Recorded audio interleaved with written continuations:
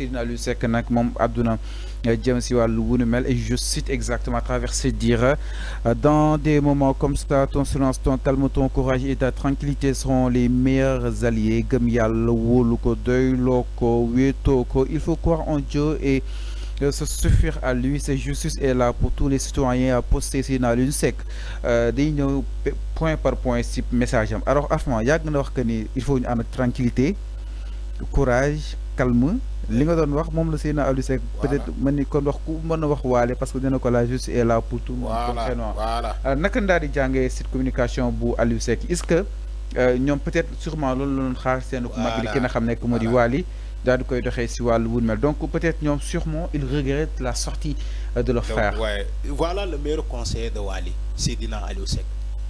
Il a parlé un discours impact. Wally aurait demandé Seydina Ali bala mu def sa vidéo. Nee na aussi na Wally calmé wu rassuré wu et calmé wu. Exactement. Wally ne doit pas paniquer parce que la justice est là pour tout le monde. Mais Wally dans sa vidéo, il a paniqué jusqu'à dire des choses yu mu warul wax.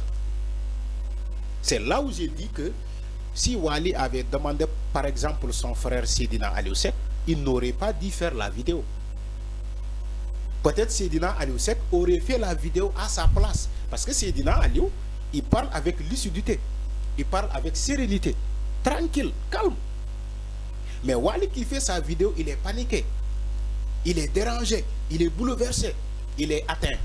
Tu vois même Wally dans son visage, il est atteint. Dama doyal sëkk. Voilà les mots de Wally. Dama doyal sëkk, qu'on en finisse. Man pare naa. Voilà, gis nga booy jël les mots de famille. Le lexique, champ lexical. Familial. Voilà, le lexique. Le sang familial des mots de Wally Seck. Dama doyal sëkk, qu'on en finisse. Hein? Par exemple, ces mots-là. Man dafa aalu daal. Il est atteint par l'événement. Wally est atteint par l'événement. Wally est atteint par l'information. Mais avant, mënuñoo dëkk tout le temps naan ko yaa def yaa def. Gis nga am moment de crise. Gis nga boo nekkee am moment de crise, même dans les entreprises, il y a ce qu'on appelle une cellule de communication qui communique très bien. Il faut donner quelqu'un qui communique très bien. À un moment de panique, quelqu'un qui est paniqué ne peut pas communiquer. Il faut donner quelqu'un de lucide, moment de communiquer pour tout le monde. Donc, Wally mu ngi ci état de panique. Il ne devait pas communiquer lui directement. Le communicateur, ça devait être quelqu'un qui n'est pas Wally et qui fait partie de son camp, voilà, qui fait partie de sa famille. Moi, la Seydina Aliou Seck, il a communiqué sereinement, tranquillement. Tu vois, même Seydina, c'est lui qui devait communiquer à la place de Wally Seck. Parce que le gars, il a très bien parlé. Et bah, pareil. Mu artu waaw fa laa bëgg ñëw Arfan fa laa bëgg ñëw par ailleurs moom ki nga xam ne moo di Seydina Aliou Seck à faire quelques précisions sur ces sorties médiatiques nee na depuis lors toutes les prises de parole et interviews ont été effectuées indépendamment de la volonté de l'artiste et de la famille.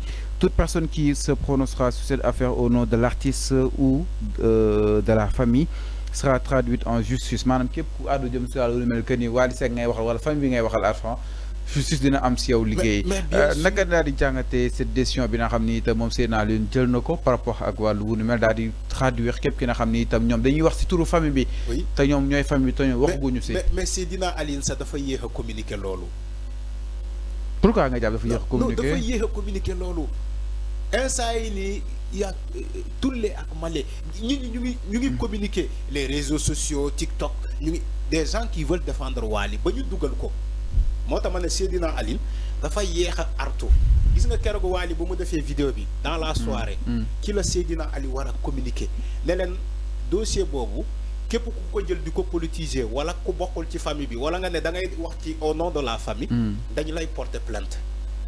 Il devait communiquer bien avant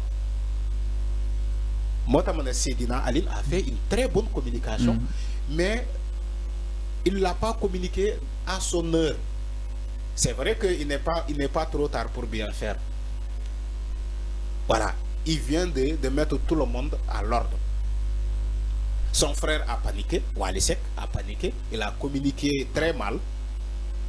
Son frère, Mom Seydina Aliou Seck, est venu pour rétablir l'ordre, pour ranger ce que Wally a dérangé. Parce que Wali, non, ici, il a dérangé. Non, sa communication ne devait pas avoir lieu. Wali ne devait pas communiquer. Non, quelqu'un qui communique très bien, nous communiquer comme Seydina Aliou Seck. Le gars, il parle bien. Je l'ai écouté, il parle bien. Il parle très bien. Donc, Fallo, je dis à un moment de crise, encore une fois, des gens qui communiquent sous l'effet de la colère ne devaient pas communiquer. Mais ni japonais peut-être Seydina Aliou Seck est allé trop loin que ni képp ku si wax wala au nom de la famille des na la daal di topp si kanam yoon ak wala yoonal exactement sera traduit en justice. C'est la communication qu'il faut. Mais Arfan loolu est-ce que allewul de loin parce que en fait c'est de l'actualité. Il a rétabli l'ordre. Il a rétabli l'ordre. Il a mis de l'ordre dans le dossier de Wally Seck, Seydina Aline. Il n'est pas allé très loin. Il a mis de l'ordre.